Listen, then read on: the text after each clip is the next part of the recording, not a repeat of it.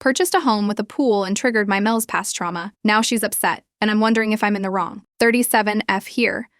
I'm a mother to 7-year-old twins boy and a girl and a 5-year-old girl. My husband and I decided to move back to our hometown so we could be closer to both of our families. Our hometown is a lazy beach town and I've been living city since college. It's not my ideal location, if I'm being honest, but I am excited about being outdoors and in the water more. My husband and I made a deal that since I agreed to move and find a new job, we'd get a house with a pool, which is something I've wanted since I was a kid. It's not actually that serious, but it's something I've been excited about since we decided to move. My husband and I found the perfect house, and we're currently in escrow. The house is walking distance from the beach and my parents. Each of my kids get their own room, and there's a pool with a water slide. We're all so excited. Some important context is that my husband was actually the oldest of 4 kids and the only girl in the family who was also the baby passed away when she was 11. She was swimming with her friends in a lake, got caught in some shrubbery, and drowned. It was tragic for the entire family, and I don't get the sense that my Emil has ever recovered. My husband's home is filled with pictures of his little sister.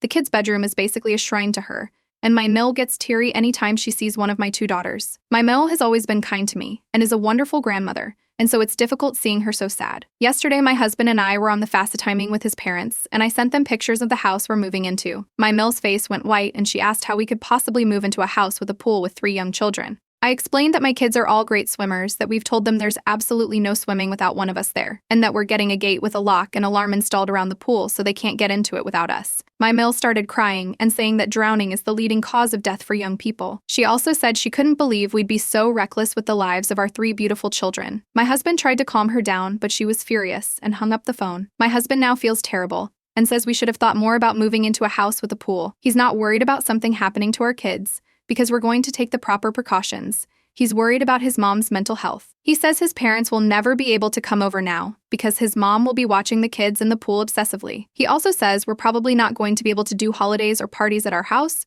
because his mom will be even more anxious with all her young grandkids near the pool. I've seen her anxiety around kids in the water firsthand. Once, we were at a family reunion, and there was a lazy river at the hotel, and my 4-year-old nephew who couldn't swim was wearing a life vest and flipped over for about 2 seconds. My Mile jumped in, she was wearing a dress and heels and grabbed him right away. Please tell me if I'm a total a-hole, but I don't think we were wrong to purchase a house with a pool. My Mile has serious trauma, which I understand, but if we listen to all of her worries, our kids wouldn't be able to do anything. For example, our son wants to take surfing lessons, and my Mel is against this because she thinks so much time in the ocean is dangerous. We also put our youngest daughter in swim lessons very early, a bit over a year old, because we want her to be safe and comfortable in the water. My Mel said this was way too young and dangerous, and I said it was a great teacher and I was in the water during the lessons, but my Mel was still furious. All of this to say, maybe we were a bit insensitive moving into a house with a pool, but she's triggered by so much of what we do. Next story. Asked a customer's kid not to touch something in my store, and now the parent is upset, wondering if I was wrong. I 24M work at a popular fast food restaurant. I've been working here since this location opened, and I love working here. I like my coworkers, my boss is great, and I've never had any problems with customers. Until today. We have a self-serve drink machine near the front of the store. Today, a family of 3 came in.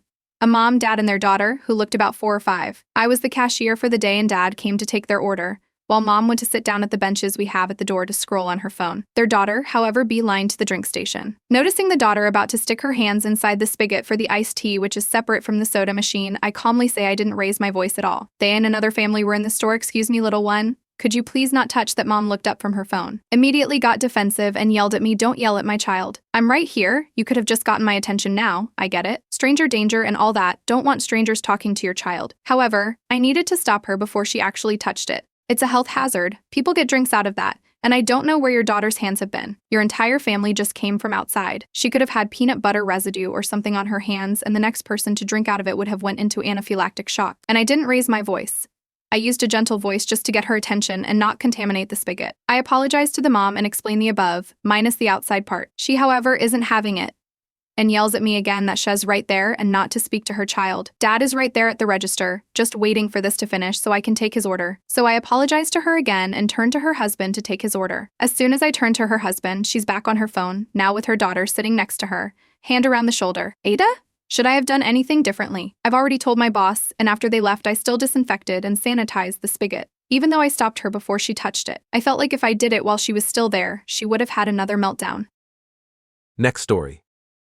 refused to pay for my brother's wedding after discovering he invited my ex, causing family tension, wondering if I was wrong. So here's the situation. My 28M younger brother 25M is getting married soon, and I was excited for him, until I found out he decided to invite my ex-girlfriend 27F to the wedding. Now, let me give you some background. We broke up over a year ago, and it was pretty rough. She cheated on me with his best friend, and it took me months to get over that betrayal. When I found out she was invited, I was furious and reached out to my brother to express my feelings. I told him that I would not attend if she was there. Instead of being understanding, he got defensive and accused me of ruining his big day. He insisted that he wanted her there because they've become friends since the breakup and that she's changed. I told him that if I'm not welcome, then I won't be attending, and therefore I won't be covering my share of the wedding expenses, which I had already agreed to pay before the invitation fiasco. Now my family is pulling me in every direction, saying I'm being petty and ruining my brother's wedding for no reason. They're calling me an H0L3 for not supporting my brother and for potentially putting a financial strain on his wedding plans. Some even suggested I should just suck it up and attend for the sake of family. I've now decided that I'm not paying for a single thing, and that if he wants to have a wedding with my ex as the guest of honor, it's on him to cover the costs. Am I the a-hay for standing my ground and refusing to fund my brother's wedding under these circumstances? Next story. Bought my girlfriend a necklace instead of a ring, leading to disappointment. Unsure if I made the wrong choice. I 29M have been with my girlfriend 28F for 7 years, and I've recently decided that I want to propose to her. When it came time to buy an engagement ring, I had a very difficult time deciding what to get her, mostly because she absolutely hates wearing rings. She has a medical condition that causes her hands to swell and another one that makes her fingers dry and flaky. She downright refuses to wear rings, and I don't want to get her something that will ultimately be useless. I went to a jeweler and explained the situation, and he suggested I buy her a different piece of jewelry instead. I ended up finding the most perfect necklace I could imagine. It's gold, her favorite, and it has both of our birthstones on it, entwined. It's absolutely stunning, and was about the same as my budget for a ring. I thought this was a perfect solution, and I was excited to propose to my girlfriend with this non-traditional gesture. But when I told her sister my plans, she told me it was tacky, and no woman would ever want to be proposed to with a necklace. She told me I should just buy a ring that she can put on a chain and wear as a necklace, but I don't see the point as I have already bought her a necklace. I was planning on proposing to my girlfriend on vacation next month, but now I'm not so sure. Her sister told me I will be an asshole if I propose with a necklace, but I need outside perspectives.